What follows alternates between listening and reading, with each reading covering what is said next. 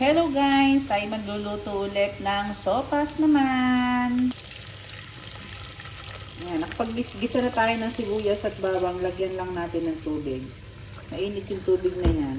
Galing sa gripo. Tama na yan. Ito na yon, nung kumulo siya. Lagyan lang natin ng repolyo. Are pala muna, inihulog ko yung hotdog. Ihulog din natin ang ating repolyo. Isabay na natin, madali namang maluto yung ating hotdog. Are na, kumukulo na.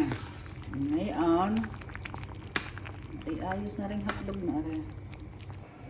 Are dinagdagan ko ng sabaw. At ganang aking alaga ay gustong gusto ng sabaw. Are kahit walang laman, basta may sabaw. Yun ang gusto ni Lolo. Are na. Ari, pinatay ko na ang apoy ha. At ganang lalagyan ko na ng